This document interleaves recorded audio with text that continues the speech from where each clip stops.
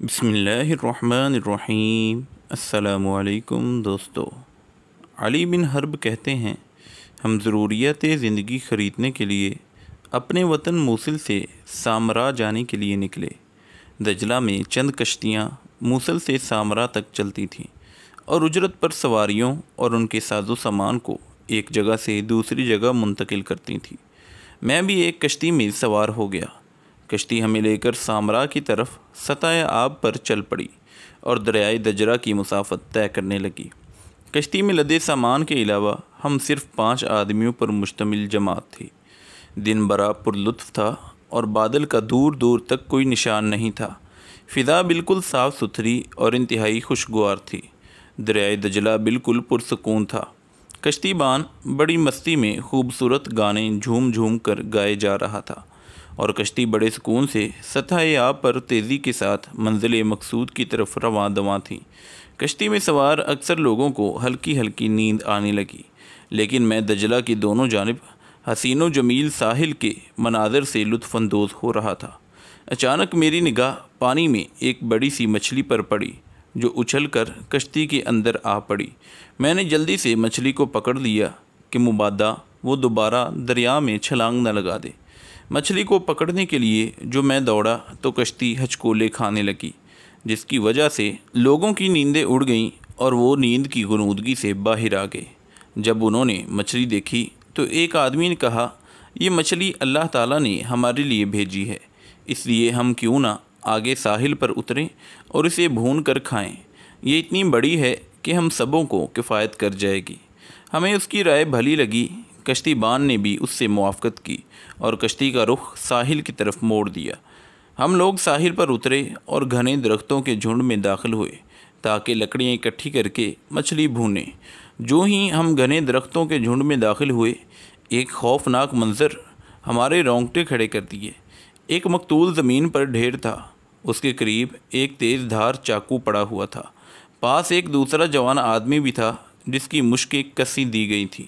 اس کے منہ میں کپڑا ٹھونس دیا گیا تھا، جس کی وجہ سے کچھ بولنے اور چیخنے چلانے سے عاجز تھا۔ یہ خوفناک منظر دیکھ کر ہمارے اوپر دہشت طاری ہو گئی۔ ہم جلدی سے آگے بڑھے اور اس آدمی کی رسی کھول کر اس کے منہ سے کپڑا نکالا۔ وہ حد درجہ خوف زدہ اور نا امیدی کی کیفیت میں تھا۔ اس پھندے سے آزادی کے بعد وہ گویا ہوا، مہربانی کر کے پہلے مجھے کچھ پانی پلاؤ۔ ہم نے اسے پانی پلایا۔ جب وہ پانی پی چکا تو خود ہی بیان کرنے لگا، میں اور یہ مقتول دونوں قافلے میں موجود تھے جو کہ موصل سے بغداد کی طرف بغرض تجارت جا رہا تھا۔ یہ مقتول بھانپ گیا کہ میرے پاس کافی مال ہے، چنانچہ اس نے مجھ سے دوستی کر لی اور پیار و محبت کا اظہار کرنے اور میرے قریب قریب رہنے لگا۔ بہت ہی کم میرا ساتھ چھوڑتا۔ میرا بھی اس پر کافی اعتماد قائم ہو گیا۔ قافلہ منزل مقصود کی طرف رواں دواں تھا، لیکن تھوڑا آرام کرنے کی غرض سے اس ساحل پر قافلے نے پڑاؤ ڈالا۔ رات کے آخری حصے میں قافلہ روانہ ہو گیا، لیکن میں سویا ہوا رہ گیا، اس لیے مجھے قافلے کی روانگی کی خبر نہ ہو سکی۔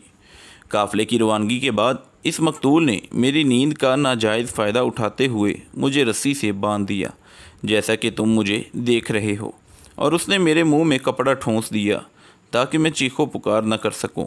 اس نے میرے پاس جو کچھ مال تھا وہ چھین لیا اور مجھے زمین پر پٹک دیا۔ پھر مجھے قتل کرنے کے لیے میرے سینے پر بیٹھ کر کہنے لگا، اگر میں تجھے زندہ چھوڑ دوں تو بعد میں تو مجھ سے مل کر مجھے ذلیل کر سکتا ہے، اس لیے میں ضرور تجھے قتل کروں گا۔ اس مقتول کی کمر بند سے بندھی ہوئی یہ تیز چھری جو زمین پر پڑی ہوئی ہے تم لوگ دیکھ رہے ہو۔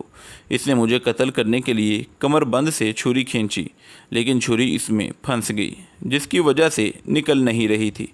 اس نے چھری کمر بند سے کھینچی، اس کی دھار اوپر کی جانب تھی۔ چھری زور سے نکلی اور جا کر اس کی گردن میں گھس گئی اور چمڑے کے ساتھ گوشت کو چیرتے ہوئے شاہ رگ کا بھی کام تمام کر دیا۔ شاہ رگ کے کٹنے ہی خون کا فوارہ جاری ہو گیا، اور جب طاقت نے جواب دے دیا تو یہ مردہ حالت میں زمین پر ڈھیر ہو گیا۔ یہ مجرم میری آنکھوں کے سامنے کیفر کردار تک پہنچ گیا، لیکن اس کے باوجود مجھے اپنی موت کا یقین ہو چلا تھا، کیونکہ ہم جس جگہ ہیں بہت ہی کم لوگ یہاں سے گزرتے ہیں۔ اس لیے میں سوچ رہا تھا کہ کون میرے ہاتھ پاؤں کھولے گا، کون مجھے اس آفت سے نجات دلائے گا۔ پھر میں نے اللہ تعالیٰ کو پکارنا شروع کیا۔ میں نے اللہ تعالیٰ سے دعا کی کہ اے اللہ، میرے پاس کسی کو بھیج دے جو تیرے اس آفت رسیدہ بندے کو اس پھندے سے نجات دلائے۔ میں برابر یہی دعا کرتا رہا۔ میں مظلوم تھا، اور مظلوم کی دعا اللہ تعالیٰ ضرور قبول فرماتا ہے، اور یہی وجہ ہے کہ اللہ تعالیٰ نے تم لوگوں کو میری طرف بھیجا اور تم نے میری جان بچائی۔ ذرا تم لوگ مجھے بتلانا کہ آخر وہ کون سی محرکات ہیں جن کی وجہ سے تم لوگ اس بے آباد جگہ آنے پر مجبور ہوئے۔ قافلے والوں نے اسے بتلایا، تمہارے پاس آنے کی جو چیز محرک بنی وہ ایک مچھلی ہے جو ہماری کشتی میں سمندر سے اچھل کر آ پڑی تھی۔ ہم لوگ اس مچھلی کو ڈھونڈنے کے لیے اس جگہ آ پہنچے۔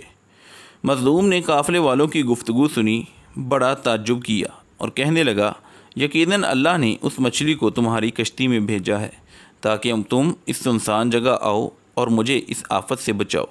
میں زیادہ تھکا ہوا ہوں، اس لیے میری آپ لوگوں سے گزارش ہے کہ براہ کرم مجھے کسی قریبی شہر میں لے چلو۔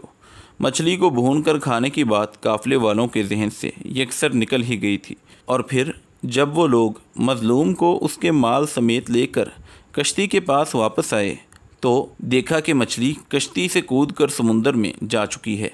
قافلے والوں کو یقین ہو گیا کہ اللہ تعالیٰ نے اس مچھلی کو کشتی کے اندر اس لیے بھیجا تھا تاکہ وہ اس مظلوم کی جان بچانے کا سبب بنے۔ اسی طرح جب اللہ تعالیٰ کچھ چاہتا ہے تو اس کے لیے اسباب مہیا کر دیتا ہے۔ بخاری و مسلم میں نبی کریم صلی اللہ علیہ وسلم کے ارشاد ہے، مظلوم کی بد دعا سے بچو، کیونکہ مظلوم کی بد دعا اور اللہ تعالیٰ کے درمیان کوئی رکاوٹ نہیں ہوتی۔ تو دوستو، ایسے ہی دلچسپ، ایمان افروز اور تربیتی واقعات حاصل کرنے کے لیے ہمارے YouTube channel AR story time کو سبسکرائب کر لیں۔ اللہ حافظ و نگہباں۔